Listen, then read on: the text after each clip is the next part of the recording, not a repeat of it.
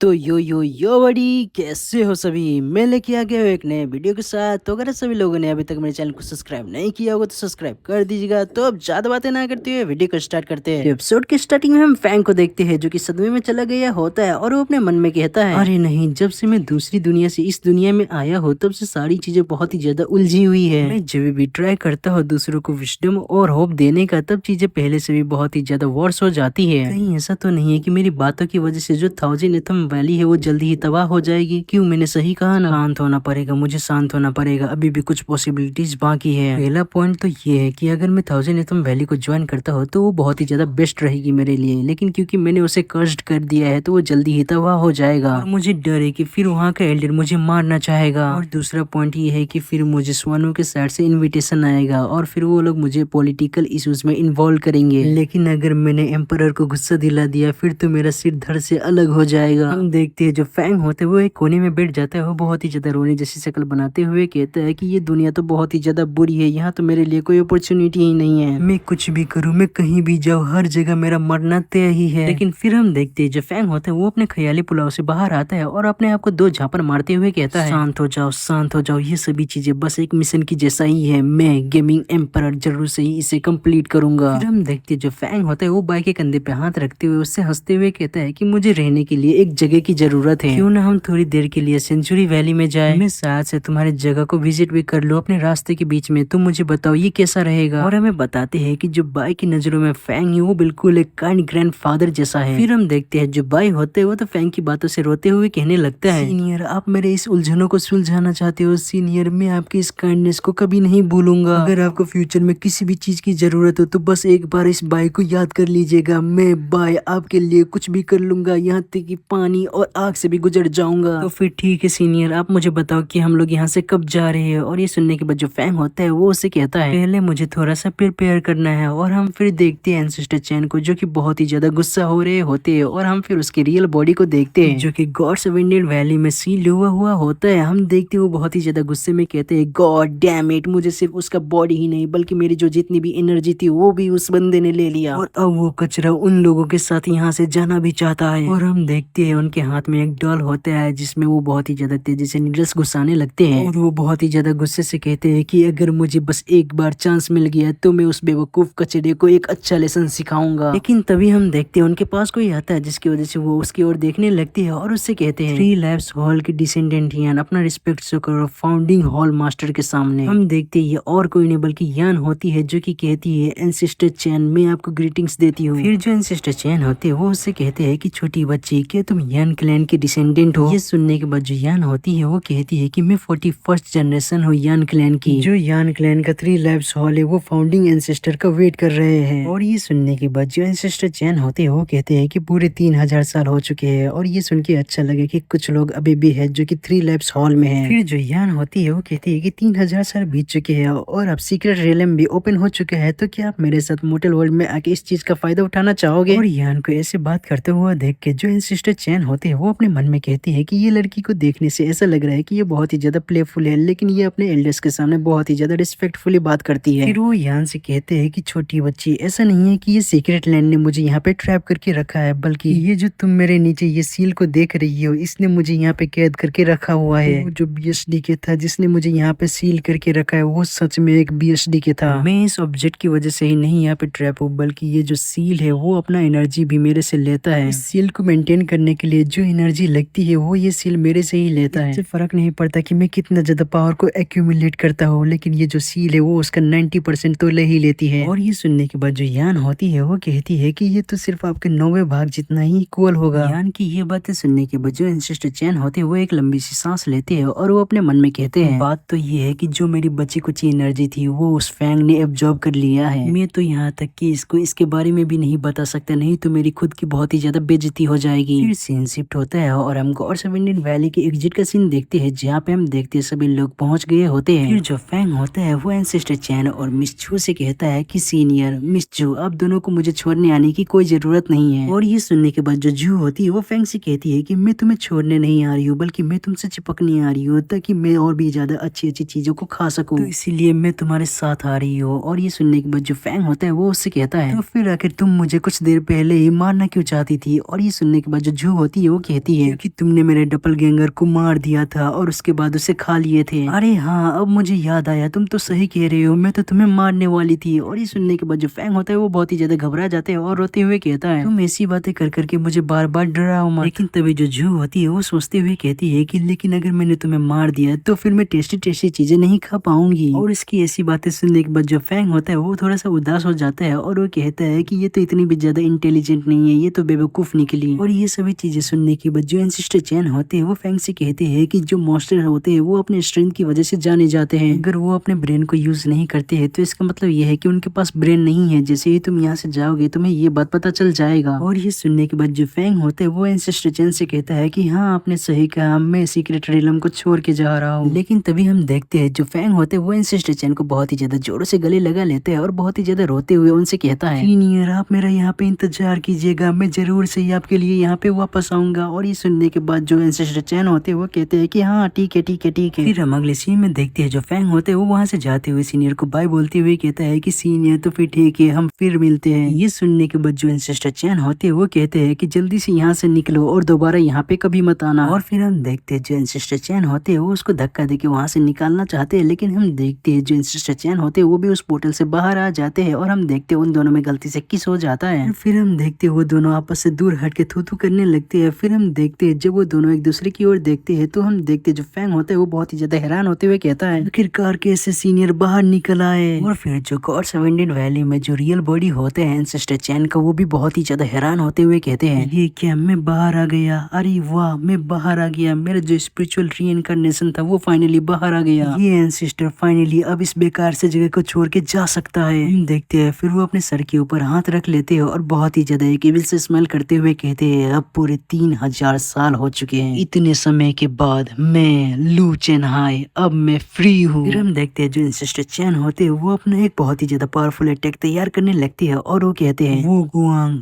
आज मैं अपने आप को फाइनली फ्री महसूस कर रहा हूँ, अब मुझे कोई नहीं रोक सकता। हा हा हा हा हा। और हम फिर देखते हैं वो अपने अटैक को उस फॉर्मेशन की तरफ फेंक देते हैं और वो अटैक जैसे ही जाके उस फॉर्मेशन को लगते हैं हम देखते हैं वहाँ पे एक बहुत ही ज्यादा बड़ा सा ब्लास्ट होता है, लेकिन हम देखते हैं वो जो फॉर्मेशन होता है वो टूटता नहीं है, जिसे देखने के बाद वो दोनों बहुत ही ज्यादा हैरान हो जाते हैं। और फिर जो यान होती है वो फॉर्मेशन की ओर देखते हुए एंसेस्टर से कहती है, एंसेस्टर जो फॉर्मेशन है वो बहुत ही ज्यादा अजीब लग रहा है। और ये सुनने के बाद जो एंसेस्टर चैन होते हैं वो उस फॉर्मेशन की ओर देखती है और बहुत ही ज्यादा हैरान होते हुए कहते हैं कि अरे नहीं। फिर हम देखते हैं वो बहुत ही ज्यादा घबराते हुए यान से कहते हैं कि जल्दी से यहाँ से भाग जाओ। और हम फिर देखते हैं उस फॉर्मेशन में से एक बहुत ही ज्यादा पावरफुल लाइटनिंग आके सीधे एंसेस्टर चैन के ऊपर गिरता है और उस लाइटनिंग से जो यान होती है वो बहुत ही ज्यादा बाल बाल बचती है। लेकिन जो हमारा एपिसोड है वो यहीं पे खत्म हो जाता है। आशा करता हूँ कि आप सही लोगों को ये नया एपिसोड पसंद आया होगा और अगर पसंद आया होता है सही लोगों को कुछ नहीं करना, बस लाइक कमेंट शेयर और सब्सक्राइब कर देना है। और जाने से पहले आप सही लोग मेरे सेकंड चैनल और गेमिंग चैनल को भी सब्सक्राइब कर दीजिएगा, जिसका लिंक आप सही लोगों को डिस्क्रिप्शन के अंदर मिल जाएगा। तो फिर मिलते हैं फिर किसी और नए वीडियो के साथ, तब तक के लिए टाटा बाय बाय।